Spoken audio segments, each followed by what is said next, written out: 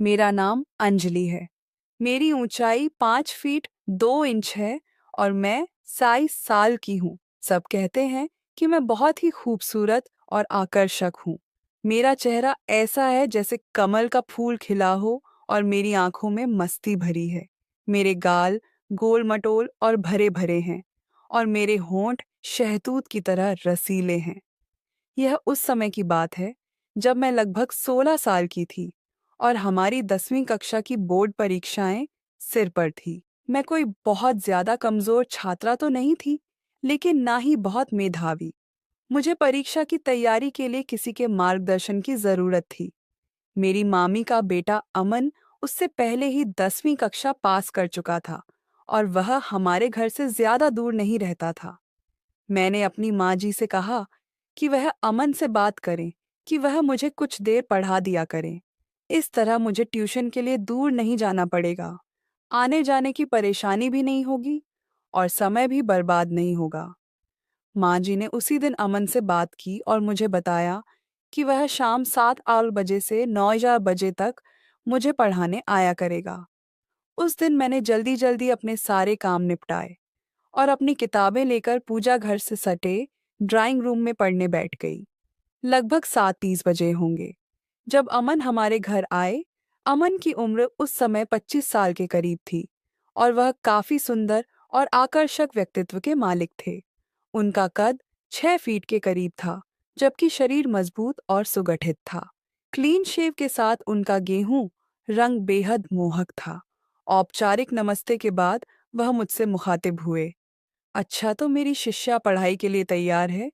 मैंने भी सिर हिलाते हुए कहा। जी वेरी गुड। यह बताओ किस विषय में खुद को ज्यादा कमजोर समझती हो? अमन ने मेरी किताब उठाकर उसके पन्ने पलटते हुए किताब पर ही नजरें जमाए। मुझसे दूसरा सवाल पूछा तो मैंने उन्हें बताया कि मैं गणित और अंग्रेजी में कमजोर हूँ। मैं थोड़ा सिमट कर बैठी हुई थी और बात करते हुए भी थोड़ी झिझक रही थी। अमन ने किताब मेज पर रखते हुए मेरी ओर देखा और बोले, अगर इसी तरह तुम घबराई और झिझकती रहोगी तो मुझे नहीं लगता कि मैं जो कुछ भी तुम्हें पढ़ाऊंगा वह तुम्हें याद हो सकेगा। लिहाजा डरने और झिझकने की जरूरत नहीं। हम बड़े दोस्ताना माहौल में पढ़ाई करेंगे और जो कुछ भी पढ़ेंगे उसे याद भी रखेंगे। जी बेहतर, मैंने खुद को थोड़ा शांत जाहिर करने की कोशिश करते हुए कहा। उस दिन पढ़ाई तो कोई खास नहीं हुई, अलबत्ता अमन ने अपनी बातों और चुटकुलेबाजी की मदद से मेरी झिझक दूर कर दी। मैं अब काफी शांत भी थी। यही वजह थी कि मैं अमन के चुटकुलों का जवाब भी चुटकुलों की सूरत ही दे रही थी। मेरा चंचल स्वभाव जागृत हो चुका था। अमन ने थोड़ी सी गणित की एक्सरसाइज कराई और अंग्रेजी से शुरू करने का कहकर घर जाने के लिए उठे। माँ जी ने उन्हें रोक लिया कि चाय तो पीते जाएं। अमन भी चाय के लिए बैठ गए। चाय और थोड़ी गपशप के बाद अमन कल शाम 7-4 बजे आने का कहकर घर चले गए। लगभग 2 हफ्ते तक मामलात ऐसे ही चलते रहे। वह समय के खासे पाबंद थे, समय पर आते और अपना काम समय पर खत्म करके चले जाते। उनकी शख्सियत आकर्षक तो थी ही, उनके पढ़ाने और समझाने का अंदाज भी खूब था।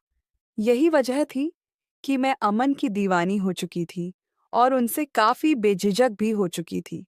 उस दिन अमन मुझे गणित की एक्सरसाइज करा रहे थे।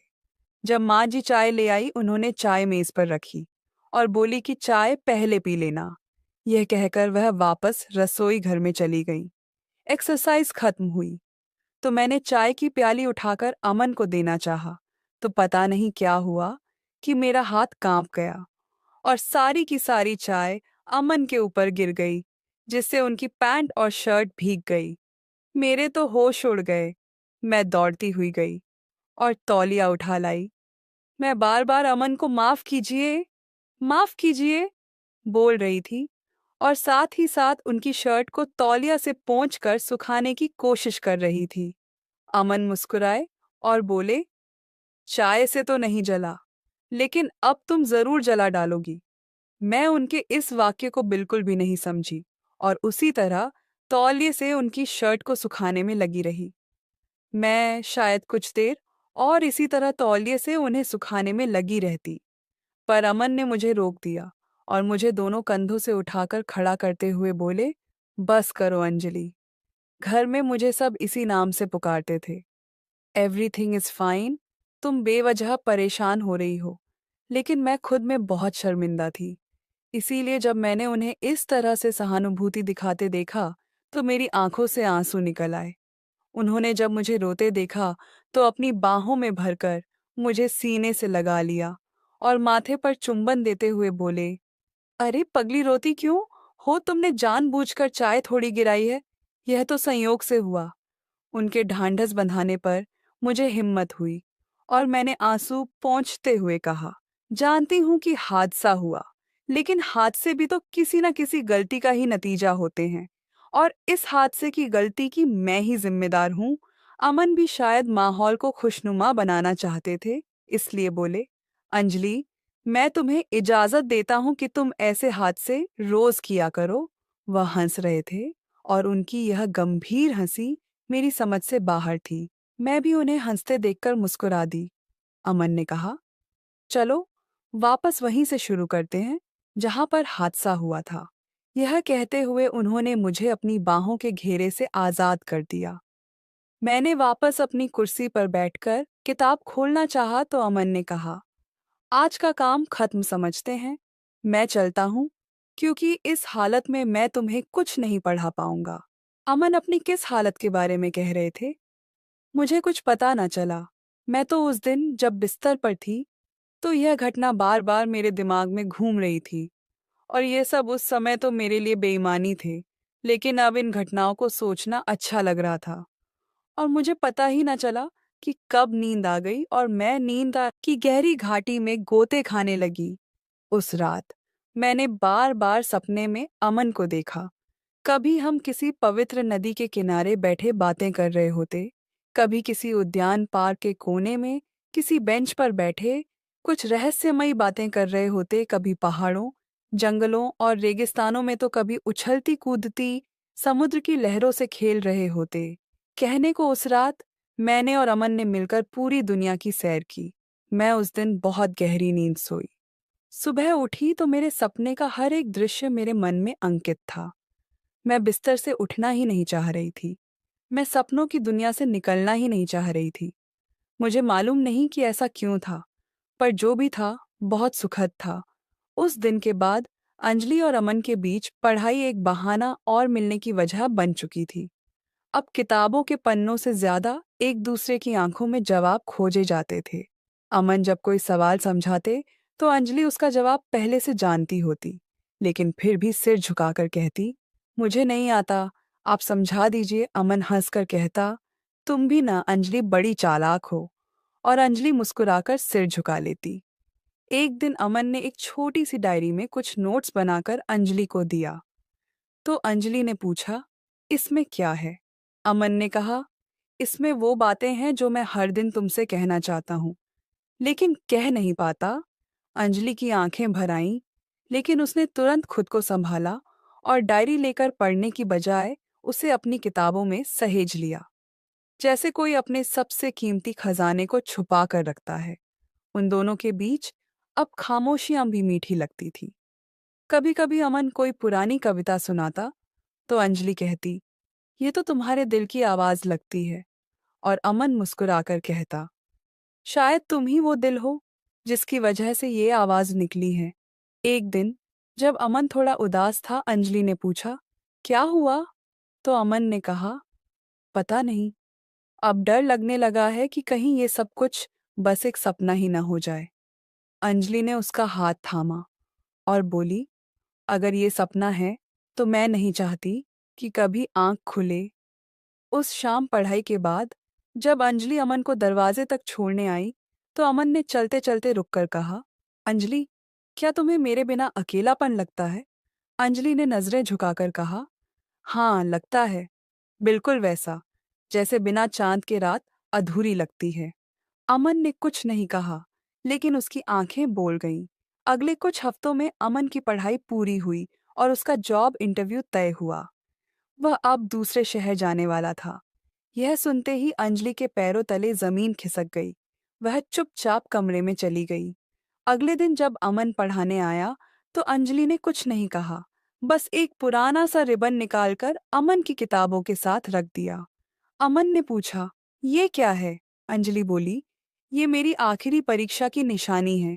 जब मैं बहुत डरी हुई थी और यही रिबन बांधकर मैंने पेपर दिया था और अच्छे नंबर लाई थी। अमन ने रिबन को बहुत प्यार से देखा और कहा, इसे मैं अपने साथ ले जाऊंगा। ये मेरे लिए किसी शुभ चिन्ह से कम नहीं। अगले दिन अमन को स्टेशन तक छोड़ने अंजलि और उसकी मामी मामा सभी आए, लेकिन अंजलि ने पूरे रास्ते एक शब्द नहीं बोला। जब ट्रेन आई तो सबने विदा ली, लेकिन अमन अंजलि के सामने रुककर बोला, मैं लौटकर जरूर आऊंगा। अगर तुमने मेरा इंतजार किया। तो अंजलि की आंखों से आंसू टपकने लगे। उसने कहा, मैं रोज पूजा के बाद तुझसे मिलने वाली हवा का इंतजार करूंगी। अमन मुस्कुराकर चला गया और अंजलि हाथ हिलाकर खड़ी रह गई। अगले कुछ दिन अंजलि के लिए बेहद कठिन थे। न वह ठीक से खा पाती, न पढ़ाई में मन लगता। लेकिन हर शाम वह छत पर जाकर उस दिशा की तरफ देखती जिधर अमन गया था। एक दिन मामी ने कहा, अंजलि बेटा, क्या बात है? तू पहले जैसी हंसमुख नहीं रही। तो अंजलि ने बस मुस्कुराकर कहा, कुछ नहीं मामी, बस मन नहीं लग रहा। और अंदर ही अंदर वह हर दिन अमन की भेजी चिट्ठियों का इंतजार करती। लेकिन 2 हफ्ते गुजर गए और कोई चिट्ठी नहीं आई। तीसरे हफ्ते एक लिफाफा आया जो अमन के शहर से था। अंजलि ने थरथराते हाथों से लिफाफा खोला। उसमें एक पेज था जिसमें लिखा था, मैं यहाँ आ तो गया, लेकिन हर सांस में तेरी कमी महसूस होती है। तेरे बिना ये शहर मुझे वीरान लगता है। मुझे सिर्फ तेरी आंखें याद आती हैं। और वो शाम जब तूने कहा था कि ये सपना कभी न टूटे। अब जब मैं रोज सुबह उठता हूँ तो पहला ख्याल तेरा ही आता है। अंजलि, क्या तू अब भी मेरे इंतजार में है? अंजलि चिट्ठी को सीने से लगाकर रोने लगी और बोली, हाँ अमन, मैं आज भी तेरा इंतजार करती हूँ। अगली सुबह अंजलि ने मामी से कहा, मैं अब हर दिन पूजारा के बाद एक खत अमन को भेजूंगी। और उसने अमन को खत लिखना शुरू कर दिया, जिसमें वह अपने दिन भर की बातें साझा करती, अपने सपनों की बात करती और पूछती, कब लौटोगे अमन? कब आएगा वो दिन जब हम फिर एक छत के नीचे होंगे? धीरे धीरे अमन की चिट्ठियां भी आने लगी। अब उनका प्रेम सिर्फ नजरों तक सीमित नहीं था, बल्कि शब्दों में पनप रहा था। वे दोनों एक दूसरे के ख्वाबों में रहते थे। एक दिन अमन ने लिखा, अगले महीने मेरी नौकरी पक्की हो जाएगी और मैं तुझे अपने घर की रानी बनाकर लेने आऊंगा। अंजलि की आंखों से आंसू टपक पड़े और उसने लिखा, मैं हर सुबह तुम्हारे नाम की मिठाई बनाकर रखती हूँ और जब तक तुम आ नहीं जाते वो मिठाई खुद नहीं खाती। अब कहानी ने एक नया मोड़ ले लिया था, जहां दूरियां भी उनके प्यार को कमजोर नहीं कर पा रही थीं, बल्कि हर दिन और मजबूत कर रही थीं। क्या अमन सच में लौटेगा? क्या अंजलि का इंतजार खत्म होगा? अगला भाग और भी रोमांचक और भावनात्मक होगा। अंजलि हर दिन अमन के खतों को अपनी किताबों के बीच रखती और सोने से पहले उन्हें पढ़कर सोती। उसे अब अपने भविष्य की कल्पना में अमन ही दिखता था। हर सुबह जब सूरज की किरणें खिड़की से आती तो उसे ऐसा लगता जैसे अमन ने उसका माथा चूमा हो। एक दिन मामी ने अचानक कहा, अंजलि बेटा, कुछ दिन के लिए अपने मौसी के घर चल। क्या पता तेरा मन बहल जाए। लेकिन अंजलि ने सिर हिला दिया और बोली, नहीं मामी, मुझे यहीं रहना है। क्या पता कल अमन लौट आए। अगले ही दिन शाम के वक़्त मामी ने हाथ में मिठाई का डिब्बा लिए हुए कहा, अंजलि, जरा बाहर तो आ बेटा, तेरा कोई इंतजार कर रहा है। अंजलि ने चौंक कर मामी की आंखों में देखा और भागती हुई बाहर आई तो दरवाजे पर वही खड़ा था जिसकी तस्वीरें उसने रातों को ख्वाबों में बुन रखी थीं। अमन सूट में खड़ा मुस्कुरा रहा था। उसके हाथ में एक छोटा सा डिब्बा था। अंजलि दौड़कर वहां तक पहुंची और अचानक रुक गई। उसकी आंखों से आंसू बहने लगे। अमन ने धीरे से कहा, क्या अब भी मेरा इंतजार है? अंजलि कुछ नहीं बोली, बस सिर हिला दिया और उसकी आंखों में अमन ने हाँ पढ़ ली। अमन ने वही छोटा सा डिब्बा खोला और कहा, तो मेरी सबसे होशियार शिष्या, क्या अब मेरी जीवन संगिनी बनेगी? उसमें एक सादी सी अंगूठी थी। अंजलि ने बिना कुछ कहे हाथ आगे बढ़ा दिया। अमन ने उसे पहनाया और मामी की आंखों में चमक और आंसू एक साथ थे। अगले हफ्ते दोनों की सगाई बेहद सादगी और घर की दहलीज पर हुई। अंजलि ने अपनी सबसे प्यारी गुलाबी साड़ी पहनी और अमन ने वही रिबन जेब में रखकर वादा किया कि जब तक उसकी सांस चलेगी, अंजलि का आंचल उसकी छांव रहेगा। शादी बड़े धूमधाम से नहीं हुई, लेकिन वो पल सबसे खास था जब अमन ने अंजलि को उसके माथे पर सिंदूर लगाकर कहा, अब ये दूरी भी खत्म और इंतजार भी। अब हर सुबह की चाय हम साथ पिएंगे, हर शाम की बात साथ चलकर करेंगे और हर ख्वाब में एक दूजे का नाम होगा। कुछ महीनों बाद जब अंजलि अपने नए घर की बालकनी में बैठी थी, उसने अपनी डायरी खोली और आखिरी पन्ने पर लिखा, आज मेरा प्रेम पूरा हुआ। मेरा सपना, मेरा शिक्षक ही मेरा जीवन साथी बन गया, जो गणित समझाते समझाते मेरा दिल समझ गया और जिसे मैं जीवन भर अपना अध्याय मानती रहूंगी। और उस दिन से अंजलि और अमन की प्रेम कथा घर की हर दीवार पर मुस्कुराने लगी, क्योंकि यह कहानी सिर्फ किताबों की नहीं, दिलों की पढ़ाई थी, जिसका पाठ प्यार था और उत्तर समर्पण।